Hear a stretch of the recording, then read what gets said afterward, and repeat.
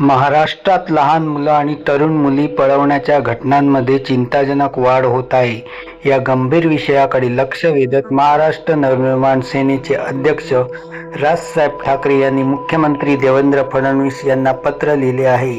Social media x आणि फेसबुकवर होतंय व्हायरल. बघूया पत्रात काय म्हटले आहे.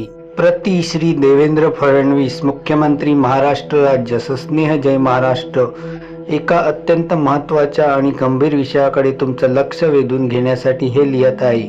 महाराष्ट्रात लहान मुलं पळवण्याचं, ती बेपत्ता होण्याचं प्रमाण वाढत आहे. NCRBच्या आकडेवारीनुसार जरी गेले तरी हे प्रमाण 2021 ते 2024 या काळात जवळपास 30% वाढलं आहे. लहान मुलांना पळवून नंतर त्यांना कामाला जुंपणाऱ्या, त्यांना भीक मागायला लावणाऱ्या आंतरराज्य टोळ्या तयार झाल्या आहेत आणि या टोळ्या सर्रास लहान मुलं पळवत आहेत आणि यावर सरकार नक्की काय कारवाई करत आहे हे समजत नाही. लहान मुलं पळवण्याच्या अमुक केसेस दाखल होतात आणि त्यातली इतकी टक्के मुलं परत शोधली जातात आणि त्यांच्या कुटुंबियाकडे सुखरूप परत पाठवली जातात. अशा आशयाचं सरकारी उत्तर यावर महाराष्ट्राला नको आहे.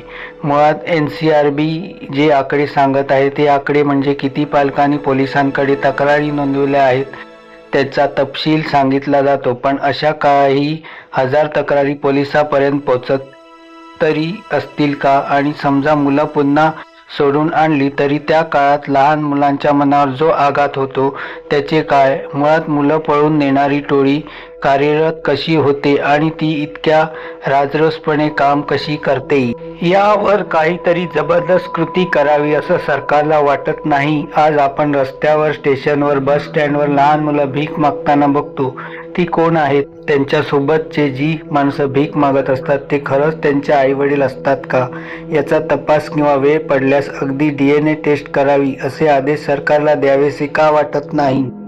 आज या राज्यात लहान मुलं पळवली जात आहेत, तरुण मुली पळवल्या जात आहेत, महाराष्ट्रातल्या जमिनी पळवल्या जात आहेत. यावर विधिमंडळात चर्चा व्हावी, त्यावर एकमुखाने काही पावलं उचलायला प्रशासनाला भाग पाडावं असं सत्ताधारी आणि विरोधी पक्षांना वाटत नाही का? हिवाळी अधिवेशन म्हणजे सरकारला चुकलेल्या अंदाजपत्रकाला ठिगळ लावण्यासाठी पुरवणी मागण्या मंजूर करून घेण्याची सोय इतकं प्रयोजन आहे का? अधिवेशन अनेकदा उत्तर द्यायला मंत्री सभागृहात नाही अशी परिस्थिती आहे. त्यामुळे लहान मुलं असो की गायब होणाऱ्या मुली अशा विषयावर विधिमंडळात चर्चा होईल अशी अपेक्षा करणं पण अवाजवी वाटेल अशी परिस्थिती आहे. पण महाराष्ट्राची ही अपेक्षा आहे. खरं तर केंद्र सरकारने हा विषय सगळ्या राज्याशी बोलून या विषयावर कृतीगट तयार करायला हवा. पण सध्या वंदे मातरमवर